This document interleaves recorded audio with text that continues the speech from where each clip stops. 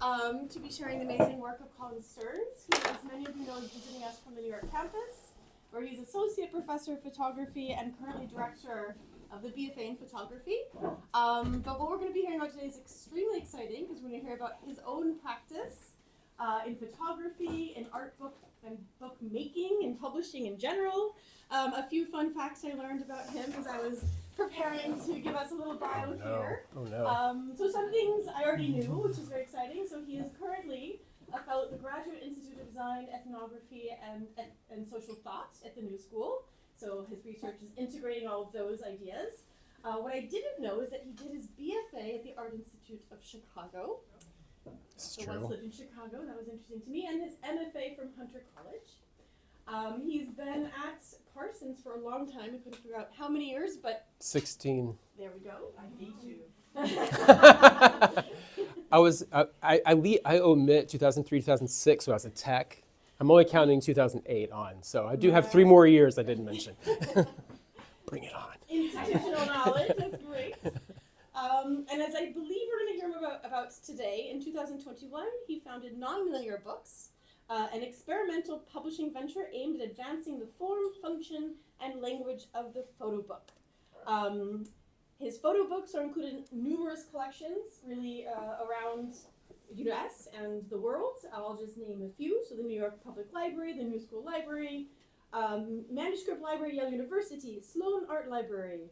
I'm really picking and choosing here. The Center, the Hellenic Center of Photography in Athens, Greece, and has been in book fairs, again, around the world, including ones here in Paris, including Polycopie, in addition to many, of course, in New York. So very excited to have him, and join me in welcoming Colin Stearns. Wow. Thank you so much for having me. Thank you for attending. I don't thank you if you have to be here. I'm totally kidding, because I know that some of you have to be here. That was a joke. It didn't land. Hi, I'm Colin. Thank you so much for that introduction. Even though I had that sort of fantastic introduction, I still wanted to take the opportunity to let you know who I am and why it is that I'm here. So, hey, I'm Colin. I love photography. I love photo books. I love this city. I love Paris. I love France.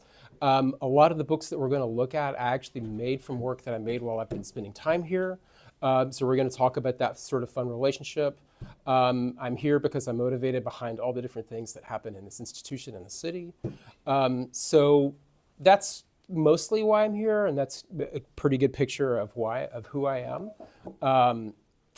So I've been, as was noted, I've been at Parsons for 16 years. I teach a class called Core Studio 1 Analog. I teach Core Studio 4. I didn't put the name on it because it's changed since I taught it last. It's a different sort of iteration now. We don't care, but it's a Core Studio 4 class. I'm saying this because a lot of you are familiar with it. I also teach Core Thesis. I teach 2 electives. I created these electives, Landscape and Space and Contemporary Photo Books. This gives you an idea of like where I'm situated.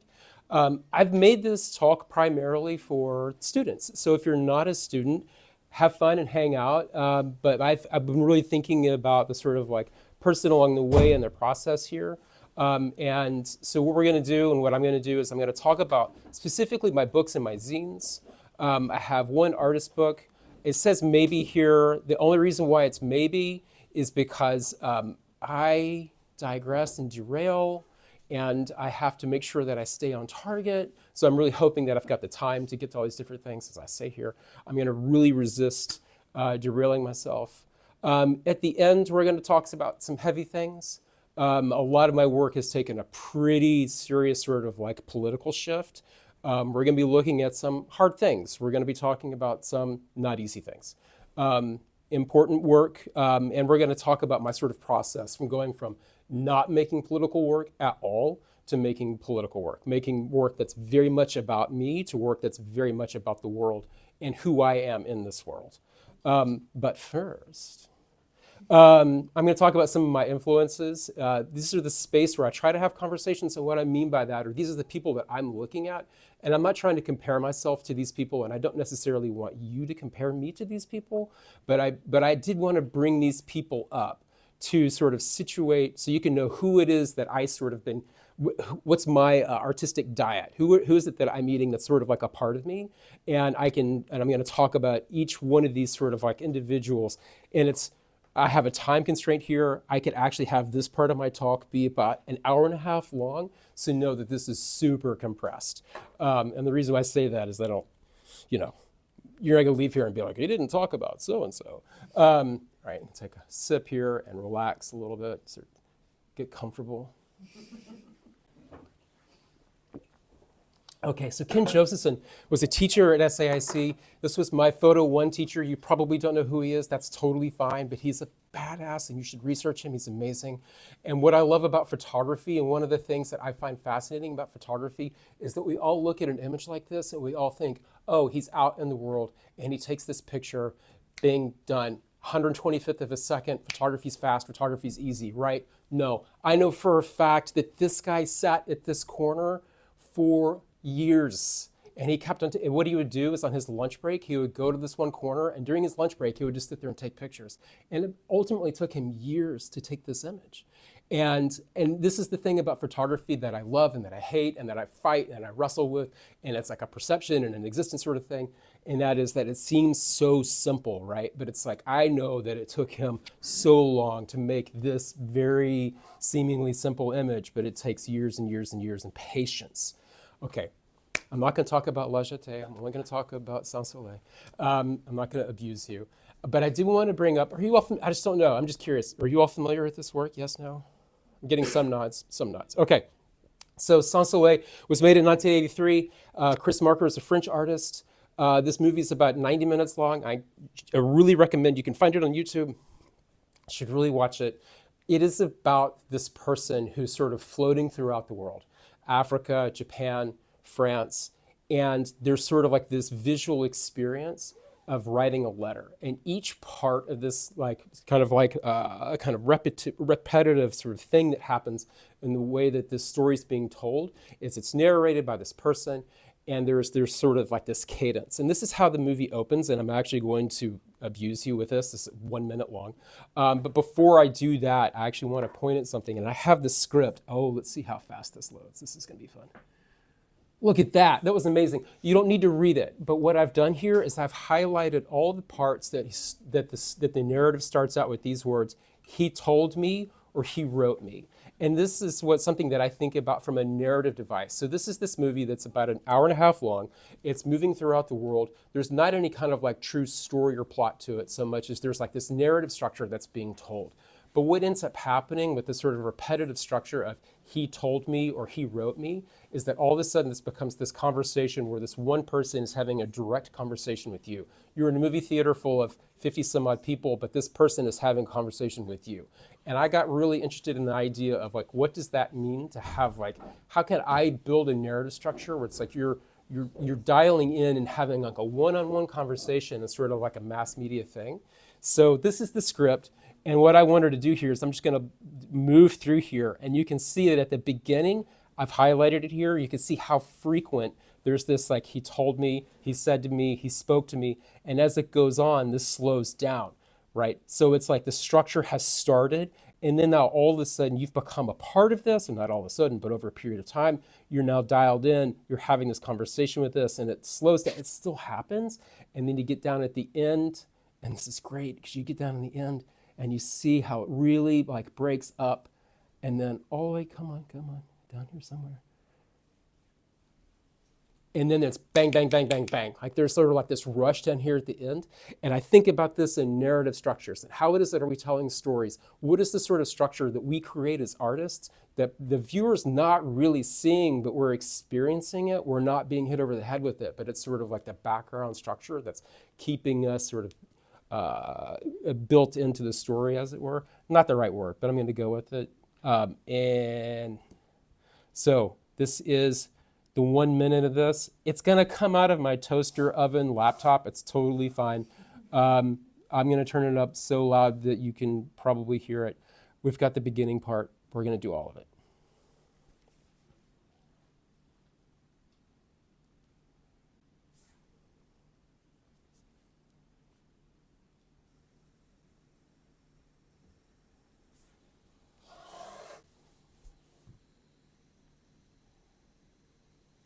The first image he told me about was of 3 children on a road in Iceland in 1965.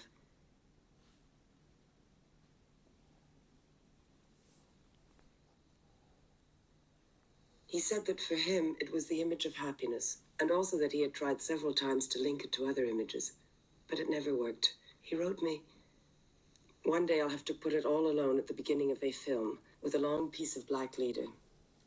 If they don't see happiness in the picture, at least they'll see the black."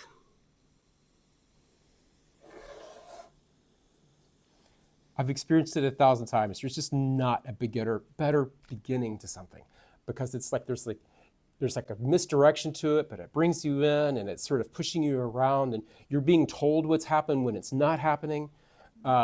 It's a really just sort of, for me, a really amazing, beautiful way, not share, slideshow, yeah.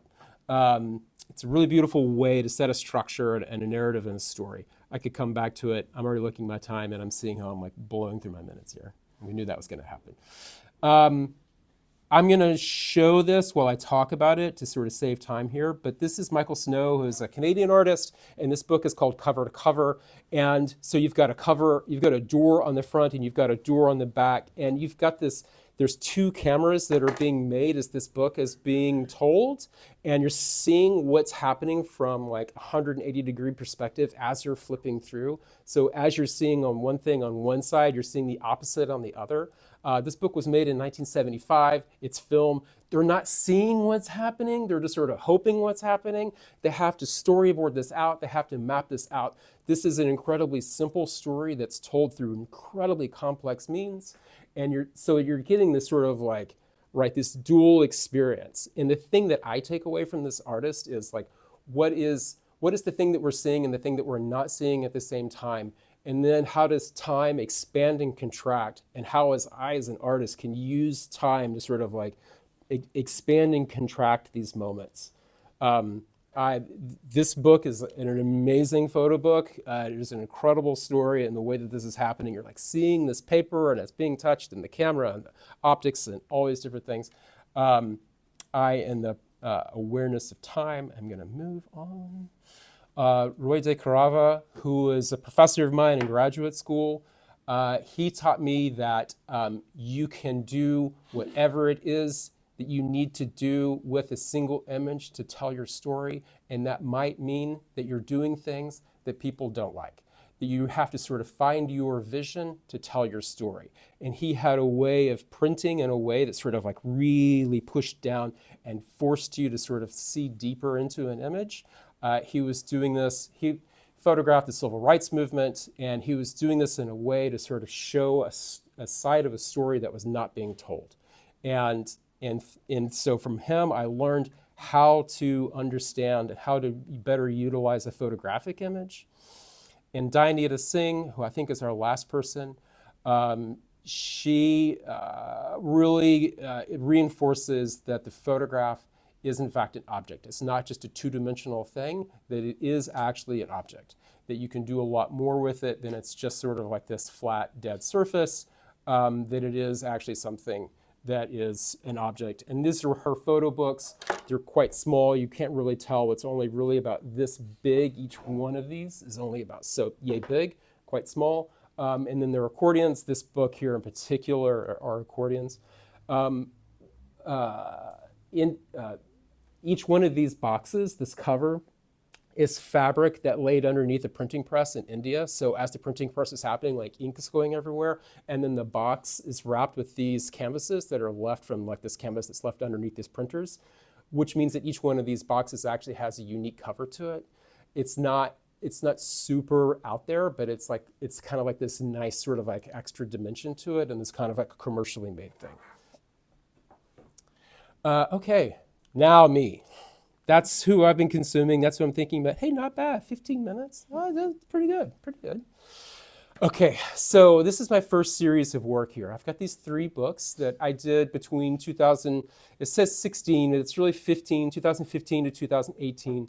These are 3 different works that I have here. The first book is Meridian, and I'm going to talk about it while you look at a slideshow of it.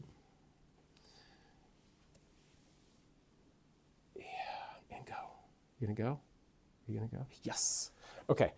So this work I shot mostly in Paris, almost 100% in France. It's between Normandy and Paris.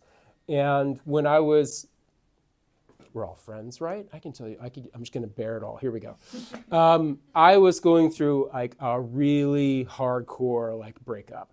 There's much more to it, but we're gonna go ahead and just sort of like solve it with this. Like world was like crashing. And from 2011, 12, and 13, I was teaching the Parsons Paris program just upstairs. In 2013, that was. And, well, 11 or 12 other place, but didn't make a difference. But I was here in the city, and I was photographing, and I was photographing, and I was teaching, and I was photographing.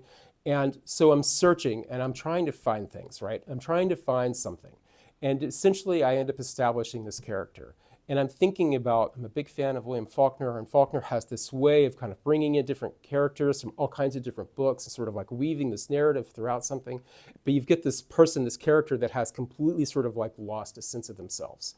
So I've established this character, and the character is essentially a mirror of me because this is what we do as artists. And what I'm doing in this book that's might be hard to sort of grasp at this, like going through this slideshow like this, is the idea of having pre-memory, trying to understand what's happening in the present, and then grappling with like post-memory. So you have like these premonitions and you kind of have these after images. So when I was making this book, so there's the photography that happened in it, but then there's also the narrative structure of the actual book. And this is when I start getting deep into how it is that I can start bringing in all the other things that I was talking about in my sort of artistic diet, if you will. And I want to expand and contract time with these narratives. So I start using a lot of after image. I start having a lot of echo. I'm moving back and forth between things. I'll have images show up again and repeat. And all of this is designed to sort of like understand what this kind of like, what's this sort of like visual experience. I had mentioned Faulkner. I'm also thinking about Virginia Woolf and these like deeply sort of like cerebral moments. And I have this kind of like moment, right?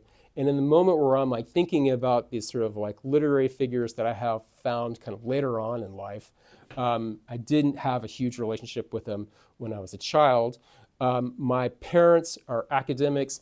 My brother is like super smart, and I'm also super smart, but I'm dyslexic. And when it was the summers, or it was like vacation, or it was whatever, my parents and my brother were lost in books. And reading a book was like nightmare. I didn't want to do that. It was painful. It was awful. But I was like looking at everybody that was around me, and I was like, oh, this is the thing I'm supposed to be doing right now. But it was such a like awful experience. But what wasn't an awful experience was images and photography. So then I started bringing these two different things together, and that's how I got here. So now I'm thinking about how can I write a story like these other people? How can I expand and contract time in a narrative form?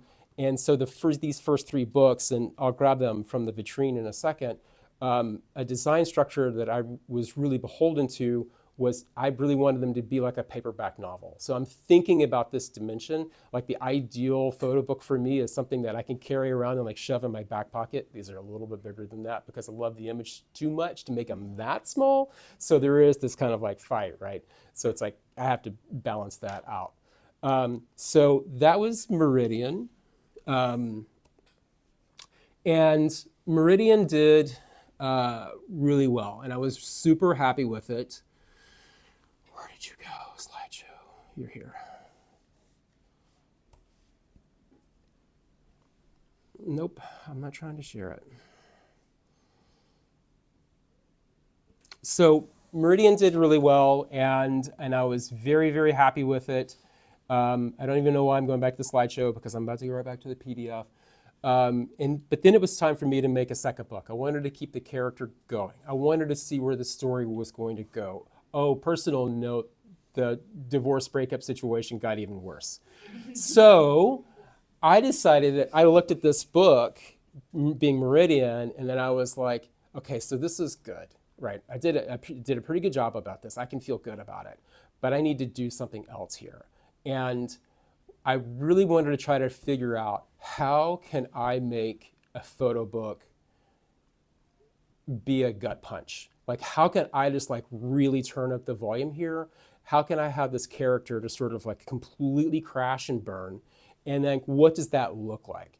I wasn't traveling at the time. I wasn't coming back to Paris. So I was like, okay, I'm going to do this just locally. So this book is entirely around my neighborhood.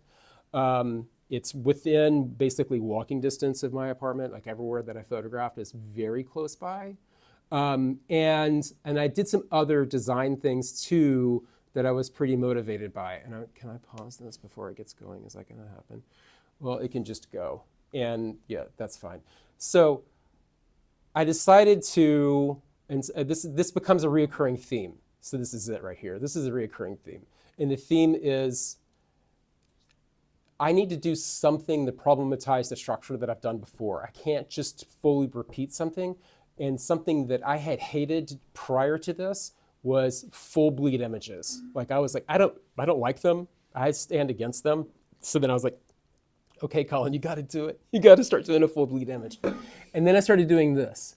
So it goes full bleed on the left and then full bleed on the right. And I'm going to show you why that's important. And I'm going to do this thing where I take this plastic off and try not to hurt anyone or break it.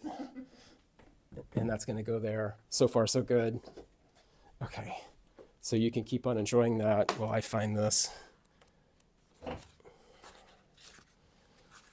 Okay, so, oh yeah, he's going to get full teachery. Okay, so on the left we have this, right? And then what I wanted to do is like, I really want to like fracture time and break time apart. So I have this full bleed image, but the image is actually continued over here.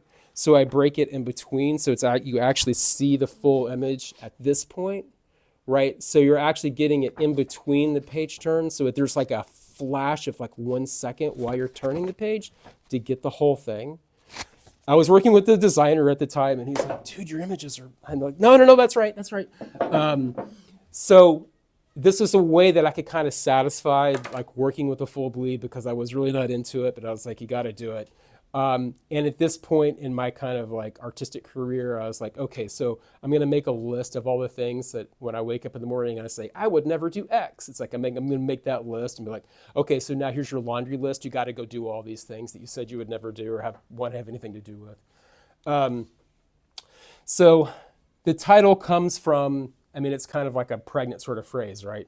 It's like, these are all the things that you're not going to talk about. These are all the things that you're going to avoid. These are all the things when you're standing in front of that person that it's like, oh my gosh, I have all these different things that I want to say, but these are all the things that I can't say. So that was the genesis of this. And like I said, it's all kind of like in this New York spot. And I love giving this book to people that don't know anything about anything. And they come back to me and they're like, oh my God, man, are you okay? And I'm like, no. Yeah.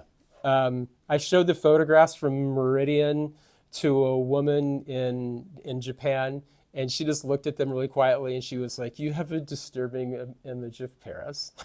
And I was like, I have had no better compliment.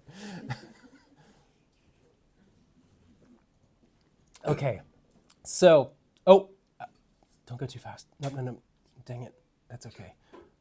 So the book ends here on this last image, all right? We don't need to look at it full bleed. And this is something that it's like I had learned or thought about doing prior to this. So this book ends with this image. And we're going to go ahead and go into book 3, which is called Please. And this book is fully shot in Japan. And it starts out with a colophon because I made it in a way, and then it has the negative and the reversal of the image that the last book started with. So now I'm trying to build these kind of interior conversation between books. And if you have all the books, then maybe you're in on the joke. And maybe if you don't have all the books, then you're not in on the joke, and that's fine. And then the design sort of like idea that I had with this book is that you can pick it up in any direction. You can pick it up, you can look at it from the back, you can look at it from the front, you can flip it upside down, but there's no proper orientation. Like I actually wanted to take this sort of like path. With Meridian, I was really into the idea of you kind of going like this as a reader, like, did I see this before? Have I not seen this before? I don't understand. In all that, I wanted to bring this sort of like emotional temperature down. And then in Please, I wanted to build this narrative that went this way, it went this way, but it also goes this way. like it's going in all the different directions. So there's a lot of inversions. Like I'm turning the image upside down. I'm forgetting about the gutter. Like I'm just sort of like butting things up. It's like I want to keep the sort of like major structural sense to where there's some type of symmetry, and all the books are invariably the same size. This is a giant book. This is the one where the prior two books, I had worked with external publishers. This was the first time that I went fully on my own and self-published this one for lots of reasons. And since it was self-published and I wasn't working with a publisher, I was able to do whatever I wanted, which is good and bad. So it's like a giant book. It's like so much bigger than it probably needs to be. There was nobody to rein me in, so I was able to like get it all in there. So it takes place in Japan, and the reason why Japan was important was that I did want to do this thing where like the character has completely lost any kind of horizon line and nothing makes sense. The language is a barrier, everything is a barrier, the culture is a barrier. Like this person feels like they're completely pushed out from everything that's around them. There's no sort of appreciation of anything. And like this moment here, it's like they're just kind of like swirling up above things and a bit lost. This is supposed to be the person refinding beauty again. Whether or not that happens or not, I don't know. But that was the idea. Oh man, I'm doing pretty good here.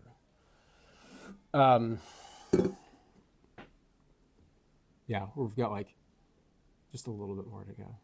So when I was in Japan, I can go ahead and start talking about the next body of work, which maybe we'll look at all of it.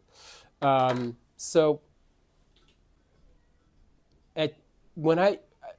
had spent a fair amount of time in Japan, and I was shooting. And, you know, for those in the room that have an interest in analog photography, all of this is film. Like I've got like a giant sack of film. Like I am just like shooting like there's no tomorrow.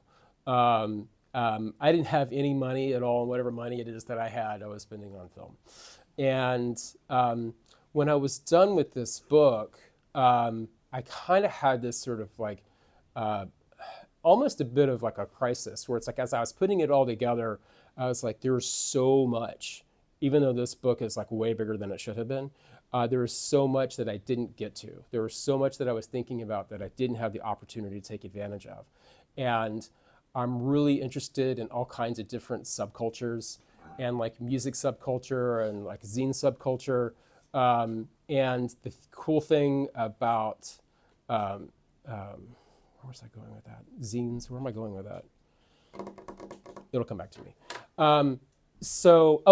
B-sides, that's where I was going. I got really into the idea of like when musicians make like B-sides or singles or sort of like, or they, like a band will have like a release where they have like not their true name, like they'll make up like a different name. In this book ends with something that comes from Meridian. So it's like a positive, negative image of the last image that comes from the first book. So that's how these things all kind of link together. So I'm thinking about this idea of subcultures and zines. It's in the back of my mind. And one of the places, I did not bring this in with me, we just have this little thing. One of the places that I stayed in Japan was Suzuka. And I was there for about a week, and the stay that I was at, they had this little like pamphlet that they would give out. And it's like you could use this pamphlet to walk around the town and to get kind of like an idea of the history of what the town was. And this is just, you know, A4 paper, it's stapled together. It's really old. Oh, it's old now because I've had it for so long. It's super cool, and it's got these like little like informational things. And so then I'm thinking about zine culture over here, and I've got this sort of like moment over here. And Suzuka and Kuramachi is like, it's like a warehouse town. And as I was thinking about all these different things, I started getting really kind of obsessed with the idea of a warehouse and like what a warehouse is. And this was the thought that I had, that it's half-baked, and I won't argue it with you. I don't care. It was the thought that I had.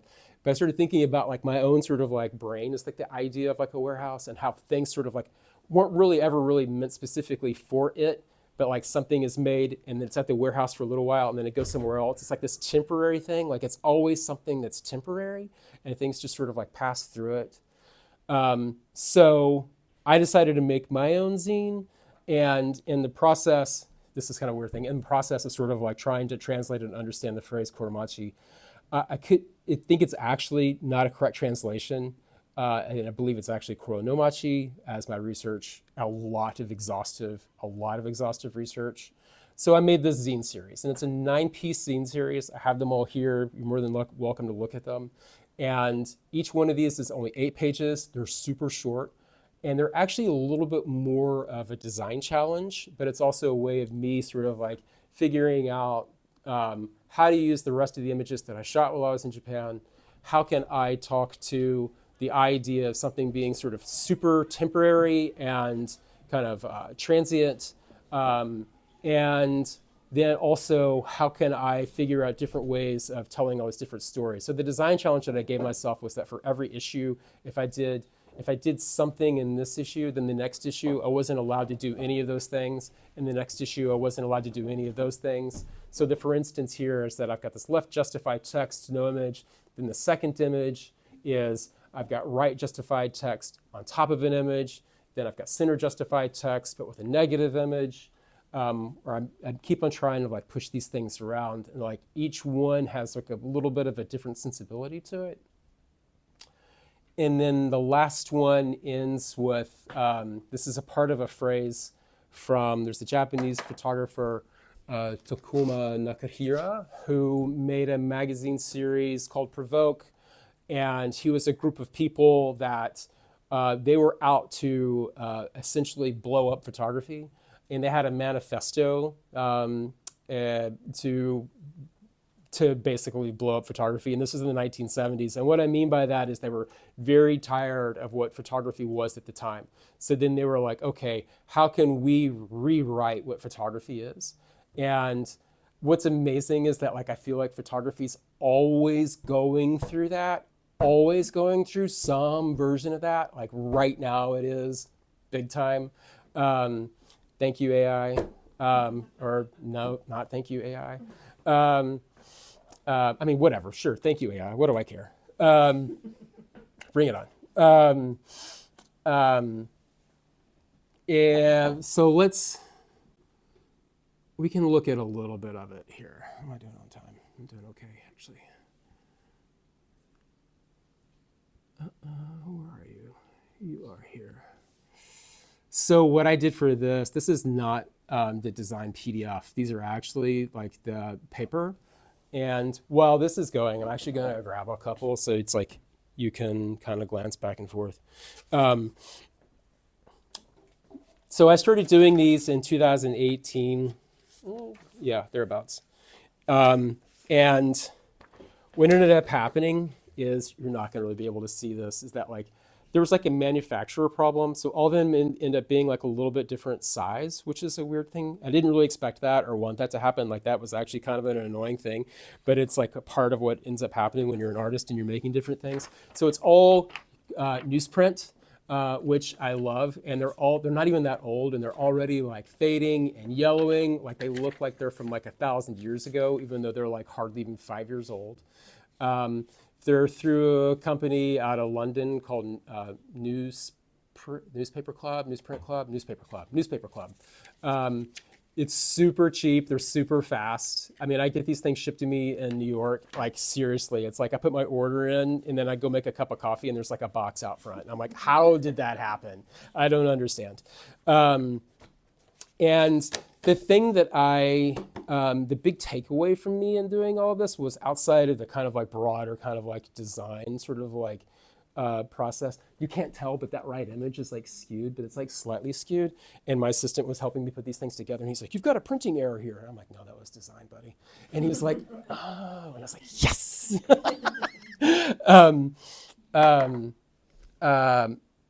seriality. And so I'm like establishing at this point that now it's like, okay, so I've made these 3 books that are all kind of echoing each other. I've now got these zines, and I'm like, oh, apparently seriality is much more important to me than I thought. And I need to start paying attention to what seriality is. And it wasn't even like really a super, like I'm going to go do this thing. And it just sort of snuck up on me. And so that's definitely a part of all this. And what does that story look like over a period of time? What is this sort of like linked conversation? What does it look like if things get sort of isolated or if they're within the whole? And then the other thing that I did with this that was actually a lot of fun was that it was a subscription. So people could buy, like, I wasn't selling them one at a time. You could buy them one at a time, but I love the idea of you just sort of buying in, and it was cheap. It was like $50. And $50 was going to get you 9 issues. And every time I made one, I would just mail it to you. And I would mail them in these like not very sturdy envelopes because I was really hopeful that the U.S. Postal Service would just destroy them basically in transit. And they never let me down. I mean, not fully destroyed. I mean, some of them, right? We're like 50% of the time. But the mail service, for all of their catastrophe, I adore them and I love them. I don't want them to go away. But I also do love that as being like another part of the conversation. Like that's another sort of like kind of like a participant in the conversation. My friends and I, we would do lots of like, we just make postcards and mail postcards and mail them in ways that we probably shouldn't, or put them in plastic or not, and have like the stamp of wherever it is that these things sort of like happen on the impression. I love all of that. Okay. This is where we take a turn. Okay. So while the zines and everything have gotten us up to, that's where I want to go. 2018, 2019, thereabouts. Back in 2016, 2017, I made a book. I'm slowing down and breathing a lot. This is the first time I've talked about this work publicly. I haven't really talked about this work really that much at all, only in kind of like closed-door conversations. I was here on the weekend of the November 13th terrorist attacks, and here we go. And when I was here, I come to Paris for a Paris photo, which happens in November. And sort of what I had done for many, many years is I'm like here like a week ahead of time, and I'm just taking pictures. Meridian, I make a lot of work. I love this town. I love photographing this town. I love walking around this town and just taking pictures. So I was doing exactly the same thing that I was doing. I'm just very used to it. And again, I'm shooting film. And I have this sort of like a wild thing happen. This is about me right now. Sorry, but this is about me. So I'm photographing a lot, and then the terrorist attacks happen. And then, I didn't really know what to do after that, right? No, nobody does. And then I'm only here for a couple of days after this. And then I go out after that, and I'm just trying to do what we all do right after moments of intense crisis, and that is there's sort of like this rush to normalcy, or like what is my sort of like normal path, right? What do I do regularly? So I process it just the way that I would try to process anything, and that is I'm going to go photograph more. So that's what I did. I go start taking more pictures, and I go home, and then I process the film. Okay, so now we have this sort of like amazing thing happen. And the amazing thing here is me having like a breaking point with photography, because I process all this film, but it's film, which means I don't know what I shot when. I have no idea. I have guesses as to what I shot when, but I don't know what I shot when.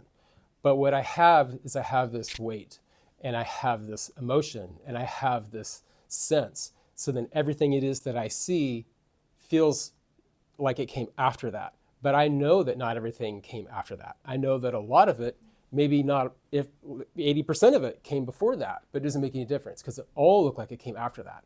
So then all of a sudden I have projection, and I'm like projecting onto my own work, like this sort of thing, right? So then I do what I do, and that is I make a book about it. And we'll look at this, and then we're going to look at this.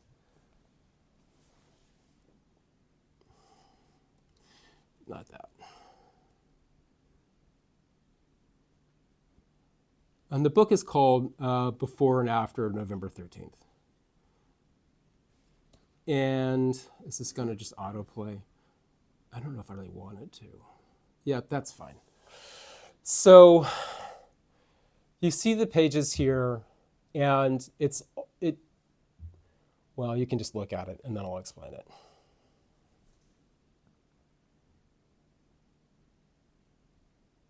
It's doubled. I don't know why.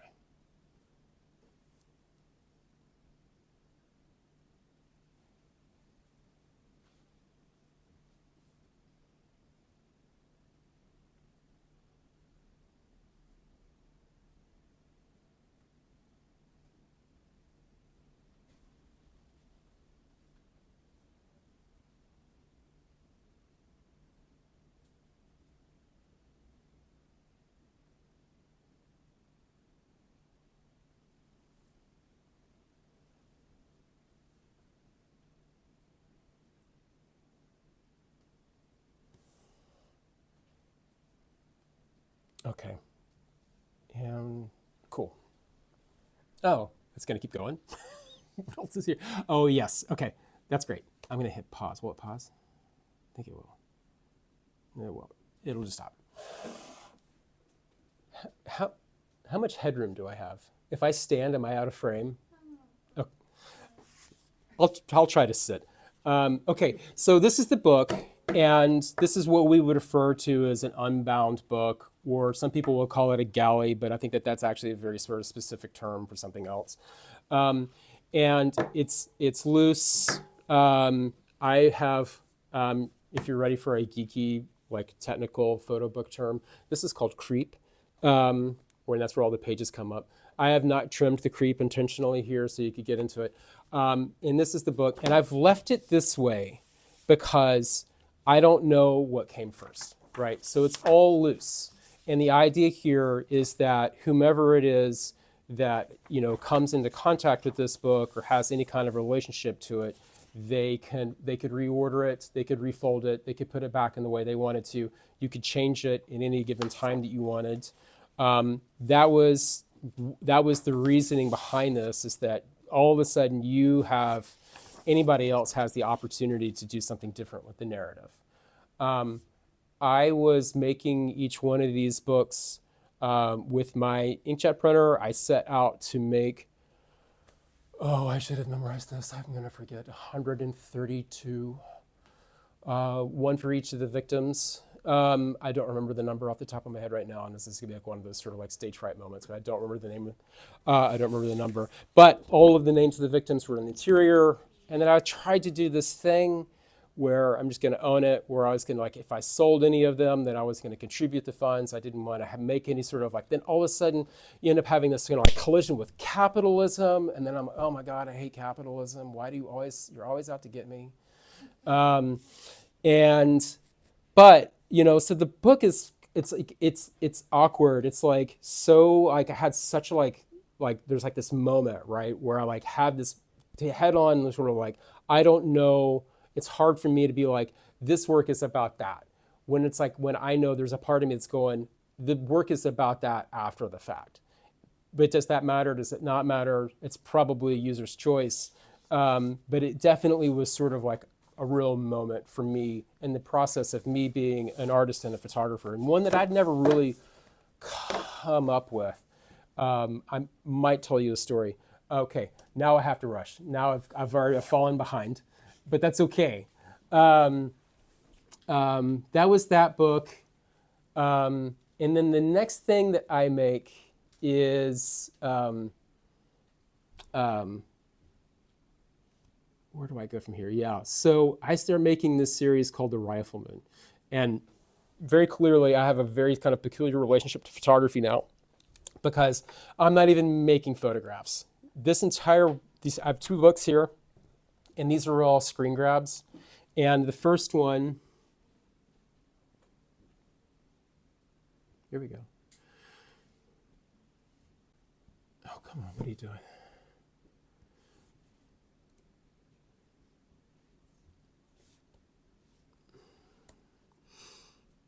Okay, so there's this TV show, and this TV show is called The Rifleman.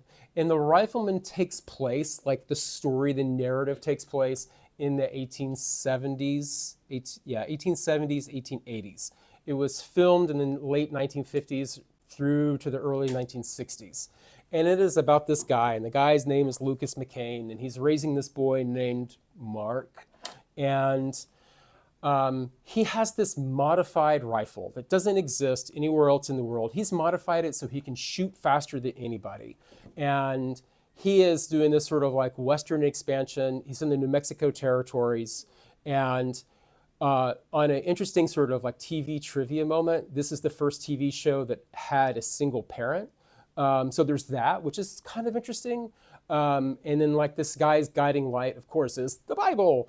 And everything it is that he does is correct and in the right space because his God is on his side. And the opening sequence of this TV show is this guy walking down the street, and he is able to fire 12 shots in 4 seconds. So this book is called 12 Shots in 4 Seconds. And I'm sort of fascinated by this because, oh God, here we go. I'm so sorry. Who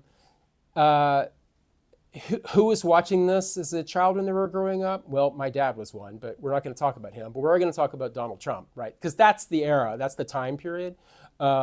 Is like who are the young boys that this was sort of like the media diet. And I'm thinking, it's like all of the gun shootings in the U.S. and I'm thinking about the way that sort of, violence is, we're sort of like numb to this level of violence and gun shootings. I'm also very well aware, and I deeply struggle with like, am I beautifying the thing that I'm setting out to destroy? I get it. It's not something that gets past me, particularly with the next book. It's like, I'm trying to have these conversations, and it's like, how do you have a conversation with the thing that you want to have a conversation with without reinforcing the stereotype somehow? So I took the opening sequence of the Rifleman and then broke it down that way and sort of like treated it in the way that I like to treat things. And then there is the next book.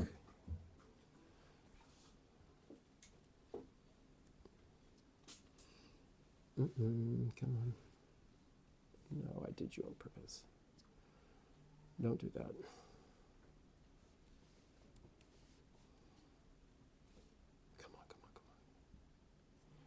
I don't want you to close all tabs. Sure, just close that one. Fine.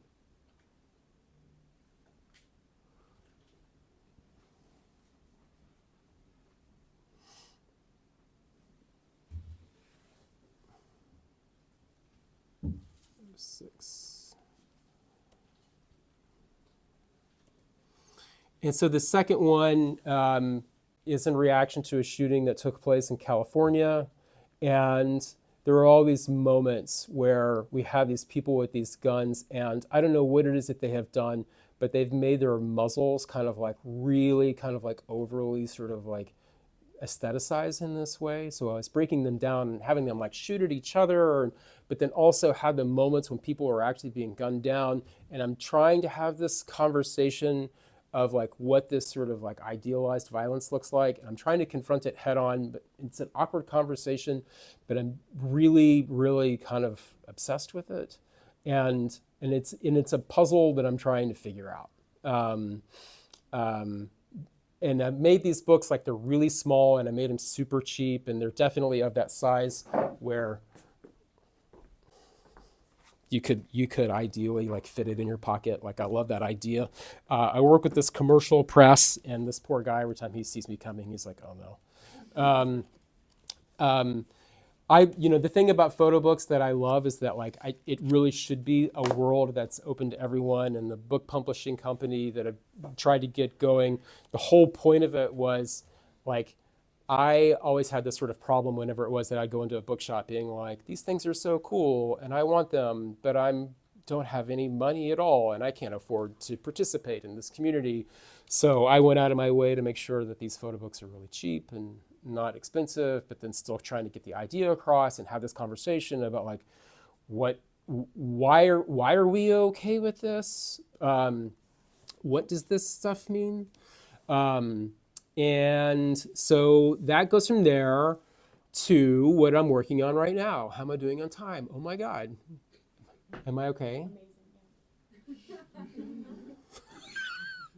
It's actually not bad. I mean, I'm going to go over, but it's not nearly as bad as I thought it was going to be. Okay, so, so another thing that's been happening in the background is that since 2009, I have been photographing the Mason-Dixon line. And many of you may not be from the United States, and even if you are, you may not even know where the Mason-Dixon line is or what the Mason-Dixon line is. And I don't have enough time, and I'm going to do really fast here to be like honorable to the work, and then also try to get like the main ideas across. But the Mason-Dixon line was this territorial dispute. This is the true history. The territorial dispute between Pennsylvania and Maryland. And basically Lord Calvert of Maryland and William Penn of Pennsylvania had a disagreement between where the Duke of York said where their boundary line was. This is pre-United States, right? This is pre-constitutional United States. We're talking 1730s, 1740s, also pre-Civil War. Spoiler, for those of you that are from the United States, or if you have any sort of relationship to the history here, the Mason-Dixon line actually is sort of coincidentally a part of the Civil War. It never really was like, it's not there's not a thing there, like this created that. It was there before the Civil War happened. It was mentioned, but it was not really directly related to it. This is actually a screen grab from a Bugs Bunny cartoon that's called Deep Fried Rabbit that I would love to show, but I don't have enough time right now because it's a good 6 or 7 minutes long. It's Bugs Bunny from the 50s, so it's got problems. No doubt about it. But I find this slide hilarious, like absolutely hilarious. My favorite part of it is like that gray here, like they're just kind of like that. And so the idea here is that, or not the idea, but the history was, at this point, and what's happening here is that below the Mason-Dixon line, you have slave states, and above the Mason-Dixon line are quote unquote free states.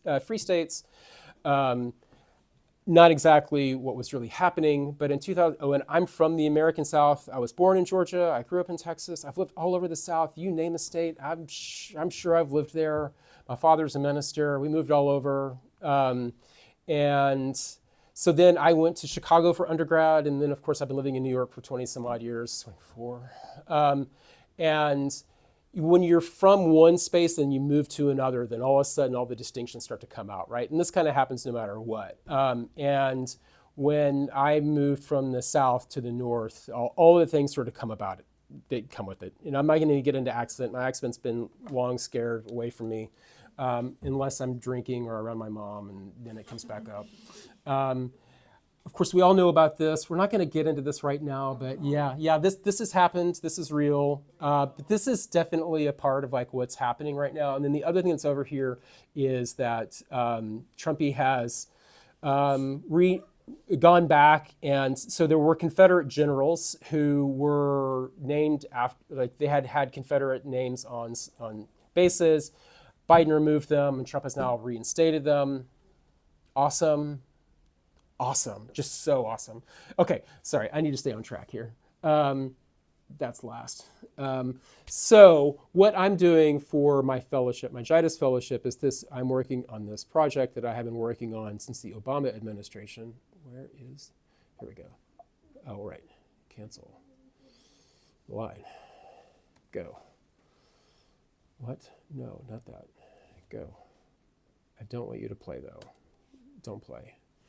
Okay, so this work, you are playing. Dang it, I don't want you to play. What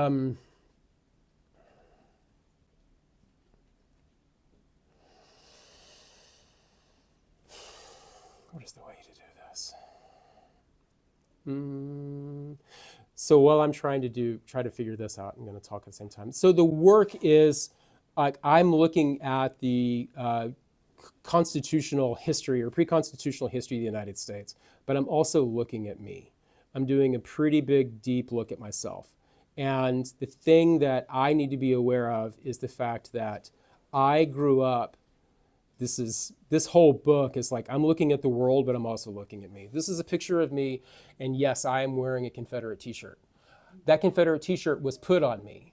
I was taught in a system that up until I was in my 20s, I would have argued with you that the Civil War was about states' rights. I'm sorry, world. But this is the world that I was taught. This is what I believed all these things. And I was believing all these things because of these terrible human beings right here. And these are, I love being the emissary of letting you know that there are terrible, terrible people in the world that you've never heard of that have affected you, even if you're not from the US, you've been affected by them. And they're known as the United Daughters of the Confederacy. And they wield just incredible, immense levels of power. They got into Woodrow Wilson's ear in the early 1900s, like 1913, 1914, somewhere right in there. And they were, in this moment, they were basically able to shift education. You may or may not be aware of this phrase called the lost cause. And the lost cause was basically the reason why the Southerners lost the Civil War was because this is what God wanted. As soon as your mindset is that, all of a sudden you have like this kind of like a naive level of power to the world, that you were the righteous one, right? And this is the catechism, right? So this was the thing that was basically given to all schools, and they were told to teach this. And this basically rewrote the history of the United States and what happened around enslavement. All of the misconceptions go back to this book. And so this book is me looking at the history of the Mason-Dixon line, all the spaces that are around it, photographing it, looking at all the different sort of layers of time. I am interested in that, even though the Mason-Dixon line, quote unquote, didn't have anything specifically to do with the Civil War, I'm still really fascinated in the misconceptions that go around that, because the misconceptions are actually more powerful than truth. Surprise, surprise. This is actually the zenith tool that Charles Mason used. Charles Mason and Jeremiah Dixon were both British astronomers that were hired to do the Mason-Dixon line. It took them 5 years to do it. Often places look a lot like this. This is actually because of the easement of the power lines and power authorities that go through. I have Mason's journal, and it's actually really fascinating because most of the time it's just like him just sort of like writing very sort of scientific moments, but then there are these moments in here like this right here that are just so like beautiful and incredible. The edge of the sun's shadow on the moon's disk was the best defined I ever saw. The air was so clear, it was markedly distinct from the penumbral shade. Employed 4 men cutting the vista. But you have these like really amazing moments that come through. This is the tangent line base of basically where they did. This is one of the first times that they were doing astronomical cartography to understand a surveying time. Before, they were just doing measurements of the actual geo, but this is the first time they're bringing stars in to actually understand like placement in the 1750s. But then what I do is I'm mapping all of this to like where I am on the line, and our very lovely, awesome, I won't be sarcastic, our incredibly dark and really fucked up history, but I'm finding all of the lynching sites that are right around the Mason-Dixon line. This is a lynching site from 1911 where a steelworker was murdered, and it's not far from the Mason-Dixon line. This is some very difficult things. This is not far. This is the lynching site here of Zachariah Walker. This is not far from there. And then if you'll see this block, right? So then you move away from this block. This block is that block, but then here you have a monument of curious language about an indigenous person. It's in honor of them being the last indigenous person of the Lenape tribe, which was actually not true. So it's like, it's wild, right? Because it's like somebody's heart was in the right place, but without any kind of like research or awareness. So it's like, it's hard to get upset about it, but like, history is fascinating. This is an excerpt of the drawing that Jeremiah Dixon did of the Mason-Dixon line. This is one of the points on there. This is another lynching site. I should point out, It's a lynching site and a courthouse, and there was a Confederate monument out front. Maybe Trump will put it back. Oh, good God. Okay, I'm going to end here because this is just a terrible, awesome place to end. Patty Cannon is probably one of the world's worst human beings that ever existed. She was a she was finding runaway slaves and reselling them, or freed. Yeah, and there's a development in Pennsylvania named after her. Like, she's murdered over 100 people, and there's a development in Pennsylvania named after her. And in the research of finding out like why this happened, the person who made the development, he's dead. I don't remember his name. He died, I don't know, a handful of years ago, maybe 2010. He thought her story was so fascinating that he wanted to make sure that she was memorialized so that she could have a movie made about her. But the way that he did this was by naming a housing development that, by the way, has all kinds of different people living in housing development. This is, yeah, I could keep going, but this is the work I'm working on right now. So I'm like making my own images. I'm finding all these different sites. I've been working on this work for about 15 years. It feels like, no, it's definitely been that long. And maybe one day I'll actually get the work out, but you know, the world being what it is, it's evergreen topic. So it means that the research never stops. And at some point I'm just going to have to stop. This is a state-sanctioned museum in Delaware with the Confederate flag. Okay, so I'm going to stop talking about this, and then the last thing I'm going to talk about here is this is my friend Yuval Levy. This is us at Polycopies in 2011. These are some of my books here. I'm only bringing this up because, like, if you go to photo book fairs, and you should all go to photo book fairs, but this is an experience that I had at this, and I took a picture of it, that this is often what it looks like for us as vendors. And if you could please, when you're like looking at books, not smoke or drink. This was tragic. You're just kind of like, dude, come on, man. There's a lot of money right here, like a lot of money. Yay. I could have kept going. Oh my God, it went over. I'm so sorry. Thank you for your patience. Thank you for your time. I'm so sorry. Thank you. Thank you. We nonetheless have time for questions. So. What camera do you usually shoot with analog? Well, I'm camera type agnostic. And what I mean by that is that, like, I don't care. I love 35 millimeter. I love medium format. I love 4x5. I love 5x7. I can't afford 8x10. But 8x10 would be super cool. But I can't afford it. But if I'm being honest with you, COVID broke me, and I went over to the dark side.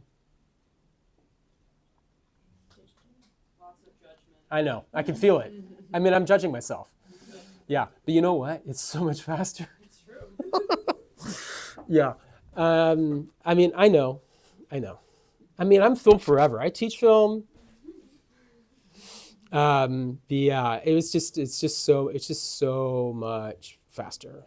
It's just so much faster. And in the long run, more affordable, because film is just breaking the bank. I mean, I'll watch my students just sort of be like, food film. And I'm like, at least get an Apple. I mean, come on, who's next?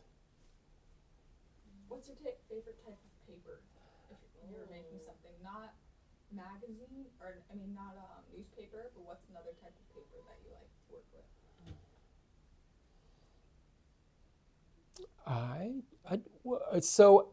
I very quickly kind of like froze, and I'm like, I don't know. So then I was like, okay, so what's the paper that I don't like working with? And I'm having a hard time finding either one. I love all papers. I see usefulness in all of them. I think everything has use, right? Where you just have to find the right sort of, like, it sounds like such a lame sort of like answer. Maybe it doesn't. Sometimes it doesn't matter. I think it always matters. I think you just have to find the right spot for it. I think as long as it fits for what it is you're trying to do, like there's like a good conversation there, then it all works. Like I think that crappy newsprint is awesome. And I think that, Ilford Gallery is awesome, right? It just sort of depends on what you're looking for. And at this point in my life, it's like I have found function and use out of all of them. The only times that I think that there's like a breaking point in there is that like you want there to be some kind of conversation in the message, right? So if something is like super glossy, but you're not trying to have a glossy conversation, then that's bad. That's where the bad comes from. Oh my gosh, I can hear frustration only from like people that know me, and that's like I can be quoted as I'm the person that says there's no bad. But the bad is when the conversation's broken. Did that answer your question? It's a lame answer. I could do better. Hi. You do a lot of black and white photography. Have you ever shot in color? I have. Yeah, so I was pretty limited in what it is that I brought today. Or I made the limit for myself, only because I knew the conversation was going to be like a lot. However, I definitely, black and white is my chosen home. And for me, not for anyone, but for me, I find color distracting. And what I mean by that is that like everybody's going to have like their own sort of appreciation of like what color means to them, right? Because color is very powerful, and everybody's got sort of like their different kind of relationships to different colors. And then you can go warmer, you can go cooler, like there's all these kinds of different sensibilities. And at the end of the day, I'm a control freak, and I can get faster to controlling your reaction to the work if I go in black and white. I think you have first, and then I'll go over there. I wanted to ask, when you're like starting a project or a connection, what is the point where you say, okay, I'm done with this? Like, I mean, as an artist, it's like always endless because there's always so much going on. How do you just fit that into one book? Because I feel like it's so hard to just. Did you listen to anything I said? Clearly, I don't have the ability to do this. But you have physical proof of it. So Well, it's like teaching you to like kind of also like that limitation that we were talking about. Like, how do you find that? Like, for me, it's hard to like put. It's impossible. And say, like it's finished. Yeah. Like nothing is finished. Nothing is, well, that's the thing, right? So it's like you have to kind of come to terms where it's like, that deep down inside, nothing is finished. But at some point, you just have to stop. So that's like an internal conversation where it's just kind of like, I mean, there are real moments where something is like, you're like, I can't do any more of X because like whatever situation has kind of come to an end, right? There's that. And then there's just sort of like, I mean, okay, so with like these smaller projects, it's like I kind of put like either page limitations on myself, like you got to put like some sort of limitation on yourself. Have a trusted community of people. It's like when you're at that point, you're like they look at it and be like, you're not finished the story yet, or like, oh, you are actually in fact done here. Those things are actually really hard for us to see, and then having people outside of us help us with that is really good. It's a challenge, and I think it's different for different people. I think that other people have an ability to kind of like flip that switch and be like, I'm done here. But it's not a gift that I have at all. It's hard. It's really hard. Yeah, you just got to just kind of do it sometimes. Be like, okay, I'm done with this. And then also life kind of gets in the way and helps make those decisions for you. And be like, you have to be done now. Yeah. A little bit of a twofold comment. You spoke about how magazines, for example, you do the subscription Yeah. service. So the first question would be, how are some of the other ways you've gone about releasing your work? And then the other question would be, for your newest work that you're working on now, do you have any thoughts about how you'd release that into today's world? Yeah. Okay. Yeah. Okay. So the first question was, sorry, what was it? I got too excited about the second question. You talked about the subscription service. Yes. pricing. Oh, just distribution. Yeah. Talk to people. It's as easy as that. It sounds really wild, but it's as easy as that. Is that, okay, actually, let me not give you a dumb answer. Let me give you a better answer. Who do you want to be in conversation with? right? I mean, the fancy way of asking that question is, who's your audience? And then as soon as you can make like a really good like point and be like, I want to be in conversation with these people. I want to participate in this community. And as soon as you know the community that you want to participate in and be a part of, which is not trying to be exclusionary at all, but it's like, you know that like, this is where I want to situate myself, that's where you start having those conversations. And as soon as you have those conversations, be it bookstores here, be it galleries here, as soon as you start like, you get on their mailing list, you participate in their events. Like it can be like those kinds of small things. You make yourself sort of just known, and then you're kind of like, I have this work that I think that might be interesting. Like that is, it sounds kind of weird, but that's actually like an incredibly fast on-ramp. And then there is this relatively relentless follow-up. I think that being a human being in front of another human being is an incredibly powerful thing. And what I'm trying to say by that is that emails don't get looked at. But I think that being physically involved in different things is really powerful. I got really lucky with Meridian because I sent a copy of it to a reviewer. But when I sent a copy of it to a reviewer, I wrote them a handwritten letter. And that's how the book got looked at. And because of that, it ended up getting on a list. And when it got on that list, it sold out in minutes. And then it got on a best of list. But it was because of a handwritten letter. And I think that we have to remember that we're in this game because we're human beings and we want to share in conversations. And anytime that we can remind people that we're also human beings, that is really a powerful thing. The second question is really hard. I don't know. It's like I go back and forth, right? The day that Donald Trump got reelected, I basically, or like that morning, I said to my partner, I was like, well, I guess my work is still relevant. And in that, like prior to that, like I know it's like backwards, right? But it's like, because I've been working on this stuff for so long. Prior to that, like I actually felt like the conversation was going to be more difficult. And at this point, I think it's probably going to be not as difficult, but it's going to depend on the right publisher. And I do want to work with somebody that's like, I don't want to do it on my own. Like this, I want to get it. Yeah. And I've got some feelers out there. You know, the cake's still in the oven right now, so I'm not quite ready to take it out. But I think I think it exists. But you know, prior to that conversation, it's like I want to do a lot of other things. Like I'm not quite resolved with. Like I barely showed you any of the work. I have 1,400 images. I mean, the body of work at this point is gargantuan. And like, I have to do a lot of, I mean, I want to bring the publisher in at some point. And obviously it would be somebody that I would trust. Like it's my baby project. I'm not going to just hand it over to somebody that I'm kind of like, oh, I don't know about this. Like I'm going to have to feel really good about it. Because I'm so concerned about it being something that is interpreted the wrong way.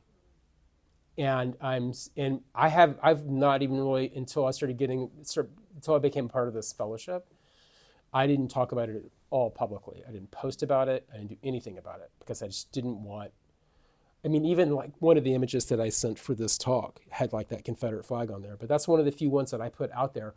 But the reason why I feel good about putting it out sort of like a little casually, it's because it's behind an American flag. And I feel like it might be actually a little bit hard to not understand the kind of conversation there. It still can be, but maybe not as much. Yeah, it's difficult. I appreciate the question. Yeah. I was interested in the text that you have in your photo books, and especially the latest one. It seemed that it was your writing. And how is it in your other books? Is it usually like your own writing, or is it quotes, or like you have the script also from the movie, or does it depend on each book? So I've had very little text in my books for the most part.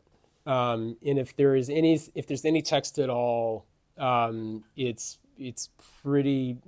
minimal and sort of like has like a very sort of like structural purpose to it. This upcoming book, which I sort of affectionately refer to as The Line, will probably be called that when it comes out, if it comes out. When it comes out. Positive Thoughts, PMA. So there's like an opening 2 pages of me going deep on my personal history. Like I'm really like putting it out there. And I think that that's super important. And it's something that I've never done before. But I think it's super, super, super important. I am a 6 foot tall white cis male that was raised in the American South, and I was taught in a wild situation. And I know all of the representations that I have. And I want to point to all of those. And, you know, cards on the table, that's my audience. I'm trying to talk to all the different versions of me out there that haven't had a sort of, oh, moment. So every time I'm writing anything, I'm like trying to think of the 20-year-old Colin that existed, right? And trying to have that being like, hey man, wake up, buddy. Did that answer your question? Yeah. Okay. This is also a question about time again, but how do you feel like is the best way for you to constantly I feel like some of us need routine, some of us don't know how to stick with the routines, so how do you navigate that and stay in a state of workflow, but also I mean, I feel like I'm asking a question When you find out, can you let me know? yeah, I know. It's a bit of a big question, but I would like to know how you perceive that and that way, Well, I think that in school, the odds are you're a student here, I assume. Yeah. So I'm sure it's really hard for you right now because you're being asked to do so many different things, right? And the cool thing that's happening there is that you're kind of along the way, you're being taught how to sort of multitask in these moments because it's only going to get worse. I've got bad news for you. And so then you're going to have to start kind of fighting for those moments, and you're going to have to start demarcating what those what is your favorite time of day to make work, and make sure that favorite time of day is just something that you're not overly obligating yourself. And I've really switched over my life. I used to be a super morning person, and now I'm kind of I'm having to become more of a night owl, which is not how I'm wired, because usually it's 10 o'clock rolls around and I'm out.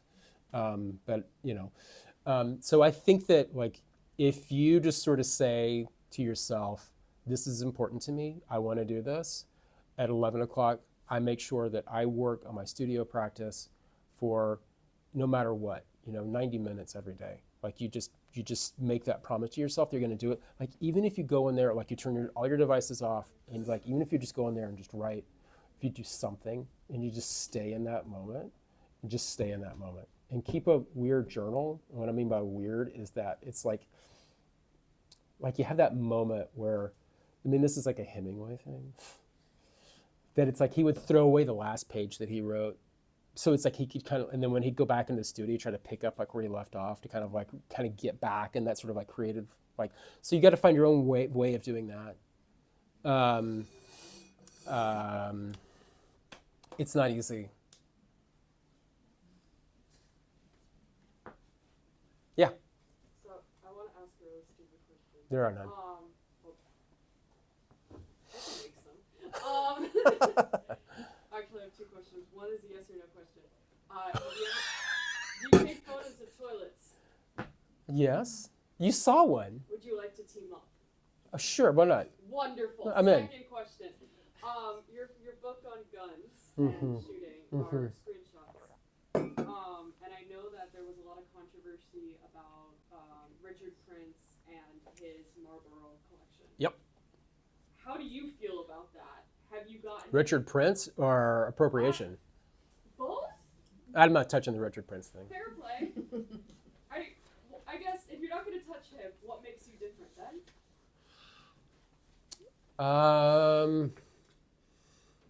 Well, I guess I don't understand exactly what you're getting at.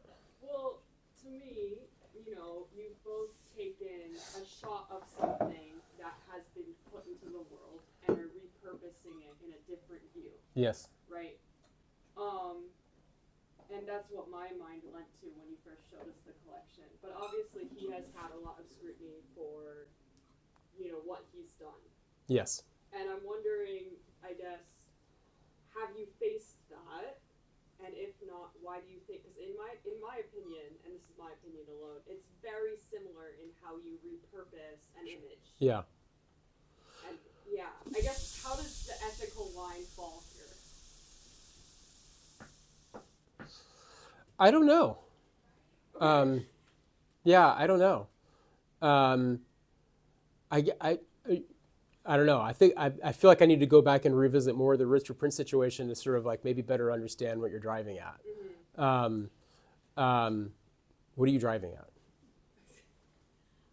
Just the repurpose of images that have already been put into this world and how, you know, what the line of ethics of, you know, not claim, well, do you claim that they're your images? Absolutely not. Okay. It's so really that's important very for me that different. you know that it comes from the TV show. I mean, Yeah. the name of the TV show is on the book. Yeah. Like What about- I'm directly pointing at the way that this has invaded media or human mental culture. No. What about the other one, which was from was it the other collection of guns? Did it have all of the media that you took it from? Yeah, Okay. it's the same. So that's different. Yeah. Okay, cool. Yeah. I was just wondering. Yeah, and I even like in the back of both of these books, somewhere, I talk about the TV show. Like I'm directly pointing at it. Like, and the best part is that like my name isn't on here. Like, yeah, I'm saying this is that. This taught Donald Trump. Yeah, yeah. I wanted to talk more like photography with storytelling because I think it's very different being in books. And maybe it's also we could continue on this because I think with this series, it shows how you've selected certain images from this TV show and the way that you put them together too, and then the conversation in between them. Like I find it interesting how when you show the slides, they could be always shooting at each other, but you never see someone that was shot, for instance. At the beginning and the end. At the beginning of the end, yeah. And how do you think that it changes when you put images in the book and the way that they can converse between each other? Like any image, or specifically these? Could be from this book or any others. Um, Here, maybe more like direct feeling. Yeah. The same, Yeah. This is a pretty direct conversation. While in the other ones, it would be different, I guess. Yeah, I mean, that's the power of storytelling right there, right? I mean, you have the ability, it's like you've got this image that's doing this, and you've got this image that's doing this, and when you bring them together, like, what is that conversation? I mean, that's real authorship right there, because, like, you get to really choose where and how that goes. I don't know of a better way of drilling down on what it is that you're looking for. I think you're wanting more than what I'm giving you in that. No, but I think that you mentioned it earlier, and I guess it's not like a conscious decision either when you're making it. It's like you have probably a story, I don't know, in your head when you're.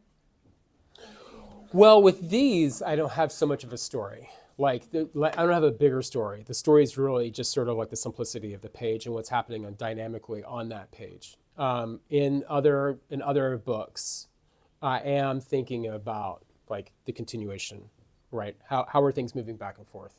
How can an image 3 pages, either before or after the page that you're looking at, like what is that sort of like broader conversation? Like I want it to be more than just the 2. I want it to be the whole.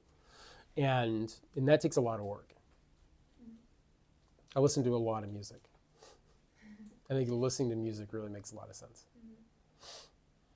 So I'm going to jump in with the last question, so I'm hogging it.